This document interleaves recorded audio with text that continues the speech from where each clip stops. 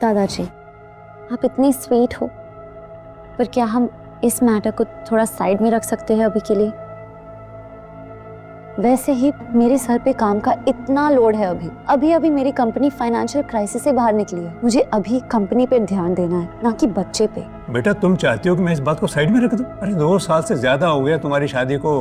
कई बार तुम्हारा IVF process fail हो चुका है, उसके बाद भी तुम जल्दी में नहीं हो। अरे लोगों को जवाब मुझे देना पड़ता है, ताने मुझे सुनने पड़ते हैं। अरे ऐसा है ना, आगे से लोगों को जवाब खुद ही दे दिया करना। दादाजी प्लीज, मुझे इस टॉपिक पे अभी बात नहीं करनी। अनन्या, अपनी पसंदीदा पास्ता देखकर अनन्या के चेहरे पर स्माइल आ गई। पहली बार अभिनव की तरफ से अनन्या को केयर फील हुई। हालांकि अभिनव तो ऐसा 2 साल से कर रहा था, पर अनन्या ने अभिनव को ध्यान से देखा ही कहाँ था। आज देखा तो पास्ता जैसी छोटी चीज भी उसे भा गई। अभिनव और अनन्या की आंखें टकराई और अनन्या ने धीरे से थैंक यू कहा। अभिनव को भी एहसास हो गया था कि अनन्या के दिल में घर बनाने के सफर में वो एक कदम आगे बढ़ गया है। अनन्या इस पल में इतना खो गई थी कि उसने अपने दादाजी के डिससैटिस्फाइड लुक को पूरी तरह से इग्नोर कर दिया। अभी के लिए तुम्हें फिजिकल एग्जामिनेशन की जरूरत नहीं है, हम इसके बारे में कभी और सोचेंगे। मैं भी ठीक है, जैसे तुम बोलो। अभिनव अपनी खुशी पूरी तरह जाहिर नहीं कर पाया। ये बहुत बड़ा दिन था। अनन्या ने अभिनव के लिए अपने दादाजी के सामने स्टैंड लिया, वो भी इतनी बड़ी बात पर। उसे मामला बनता दिख रहा था। ना चाहते हुए भी अनन्या अभिनव की ओर आकर्षित होने लगी थी। अनन्या, अगर कल तुम्हें तुम्हारे भाई का कॉल आए, वो BR ग्रुप के साथ सिंह इंडस्ट्रीज की कॉर्पोरेशन की बात करे, तो तुम एकदम से हाँ मत कहना। मतलब थोड़ा सा टाइम लेना, उससे भी तो तुम्हारी इंपॉर्टेंस पता चलनी चाहिए ना। तुम पागल हो गए हो? सनी भैया ने सब कुछ चिराग को दे दिया। BR ग्रुप के साथ सारा कॉर्पोरेशन अब वही हैंडल करेंगे, उन्हें मेरी क्यों जरूरत पड़ेगी? और तुम ना, तुम्हें कुछ पता ही नहीं चलता, बस फालतू की बातें करते रहते हो। अनन्या, बस तुम याद रखना, अगर कॉल आए तो एकदम से हाँ मत कहना। Good night. सो जाओ। अपनी बात कहने के बाद अभिनव सो गया।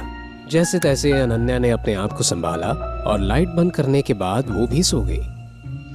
अगले दिन जब अनन्या अपने काम से घर से निकल गई तो उसके पीछे पीछे अभिनव भी होटल सफायर की तरफ निकल पड़ा। अभिनव ने अपनी असली पहचान सबसे छुपा कर रखी थी। सिंह परिवार के लिए वो सिर्फ एक मामूली डिलीवरी बॉय और नाकारा घर जमाई था, पर असल में वो अंडरवर्ल्ड की सबसे शक्तिशाली कंपनी द माफिया किंग का नया बॉस बन चुका था। अंडरवर्ल्ड की दुनिया में लोग उसे टाइगर के नाम से जानते थे। संजय के हत्याकांड के बाद अकरम ने अभिनव को 18 साल तक एक अनाथ आश्रम में रखा। वहां उसकी हर दिन सख्त फिजिकल ट्रेनिंग की गई और उसे हर मुश्किल का सामना करने के लिए तैयार किया गया।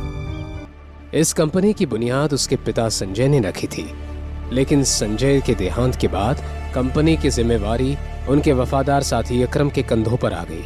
जब अकरम को लगा कि अभिनव काबिल हो चुका है, तब उसने उसे माफिया किंग के गद्दी पर बैठाया, लेकिन अपनी असली पहचान सबसे छुपाने की एक शर्त भी रखी।